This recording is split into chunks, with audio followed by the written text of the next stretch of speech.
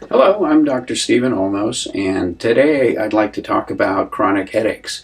Chronic headaches can be of many different origins, and I thought I'd go over just a few of them for you today. So, what makes your head hurt? Well, the nerve endings around your brain are around the blood vessels. There's layers that protect your brain against your skull. So that's called the pia layer. So it's called the pad. And the first is the pia layer, and that's the vascular portion. And that's the area of where the blood vessels are. And those are the ones that have the nerve endings around them. The brain itself is not innervated. I don't know if you've ever seen shows maybe on TV in the movies where they're doing brain surgery and they're probing the person's brain while they're having a conversation about what they're feeling. It's because the brain itself isn't innervated, but the lining around the brain, so this pad layer, pia, arachnoid, and dura layer, is what cushions the brain and protects it against injury.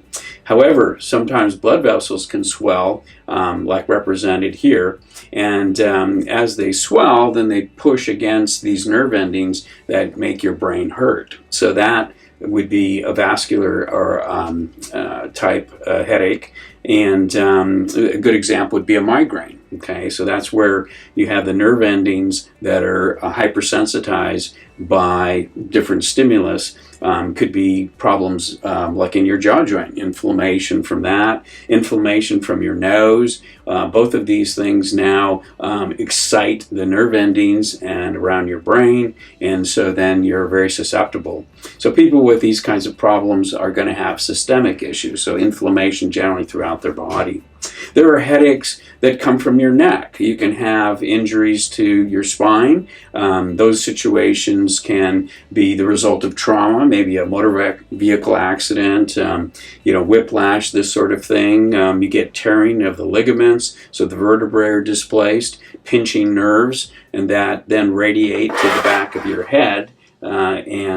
These nerves here that come out of the back of your head originate from C2 and C3 in your spine, and so these are cervical nerves. And so then, if you had injury here, that could give you pain at the base of the skull. And so, and then understanding that if you had injury to your spine, that you can see that your airway, which is a muscular tube, is connected to your spine. So if these vertebrae are out of place, it could affect how you breathe. And if you're not breathing properly, that's another mechanism for giving you headaches.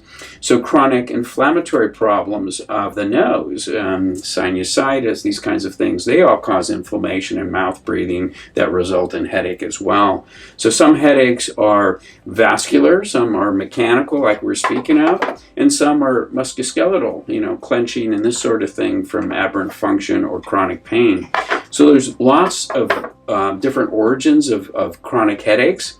And then that's why they have to be triaged. We have to separate them. We have to decide, well, how much of the head pain is this or that. And one of the first things that we want to do when we talk about headaches is what time of day do you have the headache?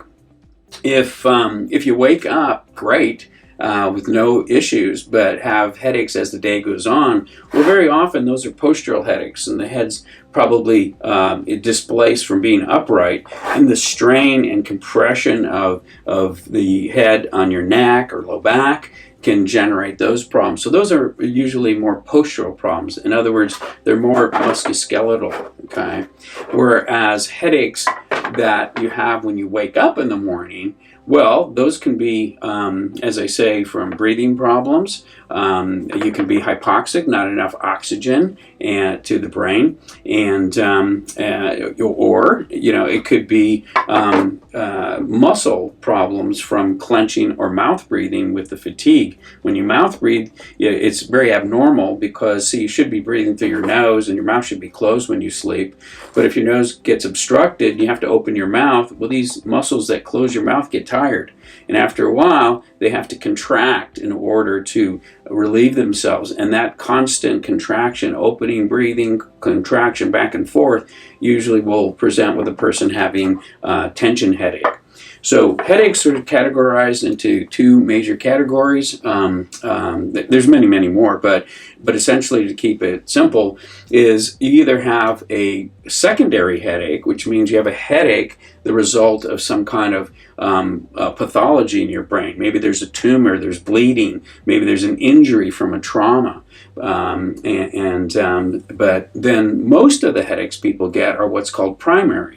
And now those are more of the things I was just describing. And so as we'll go through, we'll identify the differences between those primary headaches. So that means that if they took an x-ray of your brain, it would look normal, but you still have these headaches. And that's why I was speaking to some of them are respiratory, some of them are functional problems, muscular problems. These are all have to be taken into account, and also systemically inflamed. Even infections can cause headaches. So that's why they have to be triaged. And so we need a comprehensive way to go about triaging those. And that's what we do in our TMJ and sleep therapy centers.